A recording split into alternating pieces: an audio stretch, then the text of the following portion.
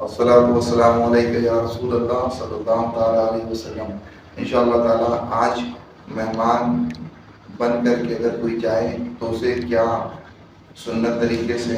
اور کس آداب اور کس احتیاط کے ساتھ مہمان بننا چاہیے، اس پر چند باتیں گوش گزار کی جائے گی۔ اللہ کے رسول صلی اللہ تعالیٰ علیہ وسلم جن کی زندگی سارے مسلمانوں کے لیے اور پوری دنیا کے انسانوں کے لیے نمونہ کامل ہے، ہمیں سرکار صلی اللہ تعالیٰ علیہ وسلم نے اچھا مہمان بننے کا سلیقہ بھی عطا فرما دیا۔ یاد رکھیں، جب کسی کو دعوت دی جائے تو اس پہ لازم ہے کہ اپنے بھائی کی دعوت کو قبول کرے۔ ہمیں مہمان بننا ہوتا ہے کئی مرتبہ کچھ دیر کے لیے، کبھی کبھی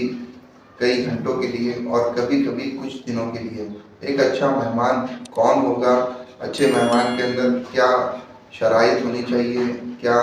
باتوں کو وہ احتیاط کے ساتھ کرے، یہ سب باتیں انشاءاللہ تعالیٰ آج بیان کی جائے گی۔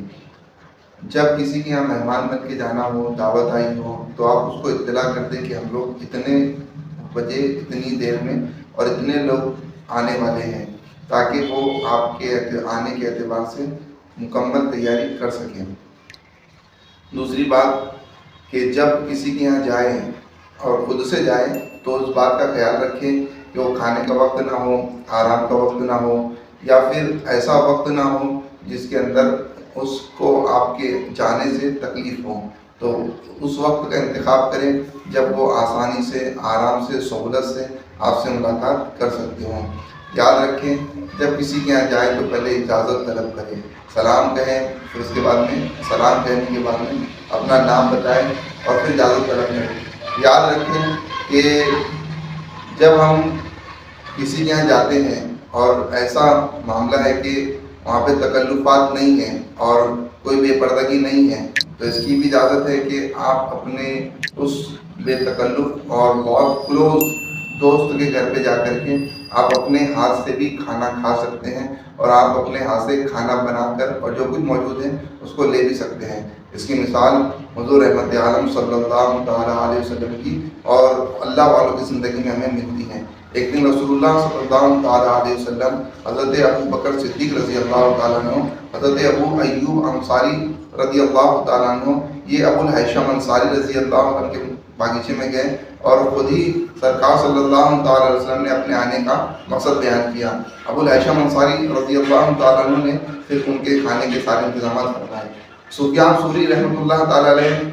ایک دن ان کے گھر پہ دوست ان کے آ گئے اور آنے کے بعد میں انہوں نے خود ہی باندی سے کہا کہ کھانے کا انتظام کرو، اور کھانا دسترخوان پہ لگایا گیا اور وہ کھانے بیٹھ گئے۔ جب سفیان ثوری آئے باہر سے تو انہیں دیکھ کر بہت خوش ہوئے، اتنے خوش ہوئے کہ باضابطہ طور پہ سفیان ثوری رحمۃ اللہ تعالیٰ علیہ نے اپنے مہمانوں کو بے شمار دعاؤں سے مالا مال فرما دیا۔ اسی طریقے سے امام شافعی رحمۃ اللہ تعالیٰ علیہ کا ایک دوست تھا، یہ حضرت امام شافعی رحمۃ اللہ تعالیٰ علیہ کے لیے روزانہ کھانا تیار کرواتا تھا اور اپنی باندی کو ایک لسٹ بنا کر دے جاتا تھا کہ امام شافعی رحمۃ اللہ تعالیٰ تشریف لائیں تو ان کے لیے یہ کھانے بنانا، یہ کھانے بنانا اور یہ کھانوں کا انتظام کرنا۔ باندی روزانہ بازار جاتی اور جا کر کے امام شافعی رحمۃ اللہ تعالیٰ علیہ کے لیے مالک کی بتائی ہوئی ساری ڈشز تیار کرتی۔ ایک دن جب امام شافعی رحمۃ اللہ تعالیٰ علیہ کے دوست نے دیکھا کہ کچھ مزید پکوان رکھے ہوئے ہیں تو اس نے باندی کو بلایا اور بلا کر کے کہا کہ یہ زیادہ جو پکوان تم نے بنا رکھے ہیں یہ کہاں سے آئے؟ تو اس نے کہا کہ امام شافعی رحمۃ اللہ تعالیٰ علیہ آئے تھے اور انہوں نے اپنی پسند کے چند کھانے میری لسٹ میں زیادہ کروا دیے، اور پھر ان کا اضافہ کر کے کہا کہ یہ بھی پکا کے رکھنا۔ حضرت امام شافعی رحمۃ اللہ تعالیٰ علیہ کے دوست کو امام شافعی کا یہ بے تکلف محبت بھرا انداز اتنا پسند آیا اور باندی کی فرما برداری اتنی پسند آئی کہ امام شافعی رحمۃ اللہ تعالیٰ علیہ کے دوست نے اس باندی کو اس عمل کی برکت سے آزاد کروا دیا۔ یعنی اگر کوئی شخص ایسا ہے کہ جو آپ کے جانے سے خوش ہوتا ہے، آپ کے جانے سے اس کو مسرت ہوتی ہے اور آپ کے بے تکلف کسی چیز کے طلب کرنے پر اس کو بہت خوشی ہوتی ہے، تو آپ اس سے بے تکلف مانگ سکتے ہیں، یہ جائز و مباح ہے، اس میں کوئی کراہت نہیں ہے۔ لیکن اگر آپ ایسی جگہ پر ہیں جہاں پہ اتنے تعلقات گہرے نہیں ہیں اور مراسم اتنے مضبوط نہیں ہیں، تو پھر وہاں پہ دو چیزوں کے علاوہ تیسری چیز مانگنے کی ممانعت ہے۔ یا تو آپ پانی مانگ سکتے ہیں یا تو نمک مانگ سکتے ہیں، اس کے علاوہ آپ کوئی تیسری چیز نہیں مانگ سکتے۔ اسی کے ساتھ ساتھ اچھا میزبان وہ ہے جو مہمان کے گھر میں جا کر کے فون پہ زور زور سے یا لوگوں کے درمیان میں زور زور سے باتیں کر کے جھگڑے فساد اور گالی گلوچ کا ماحول نہ برپا کرتا ہو، بلکہ مہمان کو چاہیے کہ شرافت کا مظاہرہ کریں اور اپنے میزبان کی عزت کو ملحوظ رکھیں، اور وہاں جھگڑے فساد اور حجتیں اور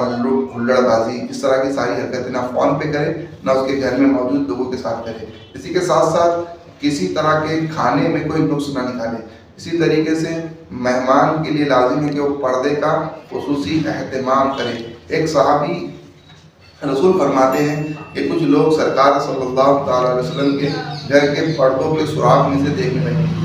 پردہ ہٹا کے دیکھنے لگے، تو حضور صلی اللہ تعالیٰ علیہ وسلم نے لوہے کا ایک تیر ان کی طرف پھینکا اور انہوں نے اپنا چہرہ ہٹا لیا اور اپنے آپ کو بچا لیا۔ جب سرکار باہر تشریف لائے تو کہا یا رسول اللہ آپ تو میری آنکھ ہی پھوڑ دیتے۔ حضور نے فرمایا کہ کسی کی آنکھ کا پھوٹ جانا اس بات سے بہتر ہے دنیا میں کہ آخرت کے اندر اس کی آنکھ میں سیسا پلا کر کے ڈالا جائے۔ یعنی کسی کے گھر میں بے پردہ عورتوں کو اور اس کے محرمات کو دیکھنا یہ اتنا سخت ہے کہ قیامت کے دن آنکھوں میں سیسا پلا کے ڈالا جائے گا۔ تو جب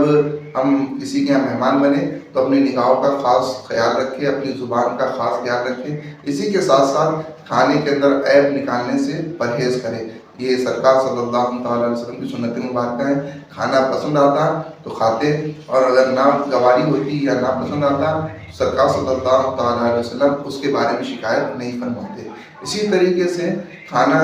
اور پانی اور جو بھی جہاں بیٹھایا جائے جو دیا جائے اس کو آپ مان لیں، اس میں آپ جو ہے وہ آرگومنٹ نہ کریں کہ مچھلی پکائی جائے، کہ ٹکا منگایا جائے یا بریانی دم بریانی بنائی جائے، جو میسر آئے جو بھی ہے آپ اس کو کھانے کی سعادت حاصل کریں۔ اسی کے ساتھ ساتھ اتنی دیر تک مہمان بنے رہیں جتنی دیر میزبان کو گوارا ہو، جتنی دیر تک کہ میزبان کو اچھا لگے اتنی دیر تک کہ آپ اس کے یہاں ٹھہرے۔ جب اس کو ناگواری ہو تو پھر آپ جو ہے وہ اس سے رخصت حاصل کر لیں۔ اسی کے ساتھ ساتھ اس کے گھر کے اندر جو بچے ہیں، جو بوڑھے ہیں، جتنے بھی لوگ ہیں سب کا اکرام کریں، سب سے محبت سے پیش آئیں اور سب کے ساتھ جو ہے وہ اچھا سلوک کرنے کی سعادت حاصل کریں۔ اسی کے ساتھ ساتھ ایک بات عرض کر دوں سنن کہ مولا علی شیر خدا کرم اللہ وجہ الکریم کو ان کے کسی شناسہ نے، ان کے کسی دوست نے دعوت دی۔ مولا علی شیر خدا رضی اللہ تعالیٰ نے 3 شرطیں رکھی ہیں۔ مولا کائنات رضی اللہ تعالیٰ نے اس دوست سے کہا کہ مجھے آپ کی دعوت تو منظور ہے، میں ضرور شرکت کروں گا، لیکن میری 3 شرطیں ہیں۔ پہلی شرط یہ ہے کہ میرے لیے بازار سے کوئی کھانا لا کے اضافی آپ ضیافت کرنے کی کوشش نہ کرنا، جو گھر میں موجود ہوگا بس اسی پہ اکتفا کر لینا، اسی کو کھلا دینا۔ پہلی چیز یہ عرض کی۔ دوسری چیز یہ عرض کی، کہا کہ جو آپ مجھے کھانا پیش کرو گے تو ایسا نہ ہو کہ آپ سارا کھانا مجھے ہی پیش کر دو، بلکہ اپنے بال بچوں کا اور اپنے گھر والوں کا آپ ان کی مقدار بھر کا کھانا پہلے نکالیے گا اور اس کے بعد پھر میری ضیافت کے لیے کھانا جو ہے وہ آپ پیش کیجیے گا۔ عموماً ہوتا یہ ہے کہ آدمی جو ہے وہ ساری چیزیں مہمان کو پیش کر دیتا ہے اور گھر والے اور جو لوگ ہوتے ہیں وہ اس کی خود کی مہمانی سے محروم ہو جاتے ہیں۔ مولا علی شیر خدا کی سادگی اور ان کے اس طرح کے عمل نے ہمیں درس دیا کہ تکلفات اور تعیشات سے بچنے کی سعادت حاصل کریں۔ مولا علی کرم اللہ وجہ نے فرمایا کہ اپنے گھر والوں کو نکال کر کے پھر مجھے کھانا پیش کرنا۔ اور تیسری چیز آپ نے جو بیان فرمائی، کہا کہ آپ جو روزانہ کھاتے ہیں کوشش کریں کہ مجھے بھی وہی کھانا آپ پیش کر دیں، یعنی میرے لیے کوئی اسپیشل کھانا اور کچھ اسپیشل ارینجمنٹ کرنے کی ضرورت نہیں ہے۔ ایک تو مارکیٹ سے نہ لائیں، جو گھر میں ہے روزانہ ہے وہ کھائیں، وہ کھلائیں، اور تیسری بات یہ کی کہا کہ اپنے گھر والوں کو نکال کر کے پھر جو مجھے ہوگا وہ آپ کھلائیں۔ مہمان کو کھلانا بڑی عظیم سعادت ہے۔ حضرت ابراہیم علیہ السلام نے کبھی بھی تنہا کھانے کو آپ نے گوارا نہ فرمایا، بلکہ ہمیشہ آپ دور دور سے مہمانوں کو تلاش کر کے لاتے، ان کو کھلاتے۔ یاد رکھیں جب آپ مہمان بنیں تو میزبان کے لیے خوب دعائیں دیں، کھانے کے بعد بھی دعائیں دیں، پانی کے پینے کے بعد بھی دعائیں دیں، سو کر اٹھنے کے بعد بھی دعائیں دیں، اور جانے لگے تب بھی دعائیں دیں۔ یاد رکھیں کہ میزبان یہ ہماری ساری سہولتوں کا خیال رکھتا ہے، تو اس کے لیے بھی ہم مکمل طور پہ اللہ تبارک و تعالیٰ کے انعامات اور سہولتوں کی دعا کریں کہ اللہ پاک ہمارے میزبان کو سعادت عطا فرمائے۔ اس کے ساتھ ساتھ ایک بات کا خصوصی طور پہ خیال رکھیں کہ اس چیز کا مطالبہ نہ کریں جس سے میزبان جو شرمندہ ہو جائے۔ یعنی آپ نے ایسی کوئی چیز مانگ لی جو اس کے پاس ہے نہیں اور اس کو بہت مشقت کے ساتھ اور بہت زیادہ کوشش کے بعد وہ ملے گی، تو ایسی چیزوں سے اجتناب کرنے کی سعادت حاصل کریں۔ ہو سکے تو صاف صفائی کا مکمل خیال رکھیں کہ آپ کا میزبان جو ہے وہ آپ کا کرم فرمائے اور اس کے گھر کی صاف صفائی کا خیال رکھنا لازم و ضروری ہے۔ اسی کے ساتھ ساتھ جب میزبان جانے لگے، میزبان سے اجازت طلب کرنے لگے تو اس کے بچوں کو اور اس کو اگر ممکن ہو سکے تو کچھ تحفے تحائف دینے کی سعادت حاصل کریں۔ یہ اسلام کا طریقہ ہے، آداب مہمانی ہے کہ مہمان کس طریقے سے میزبان کے حقوق اور اس کی رعایتوں کا خیال رکھیں۔ اللہ تبارک و تعالی ہم سب کو مسنون طریقے پہ زندگی کے ہر موڑ پر اعمال کرنے کی توفیق عطا فرمائے۔ آمین یا رب العالمین۔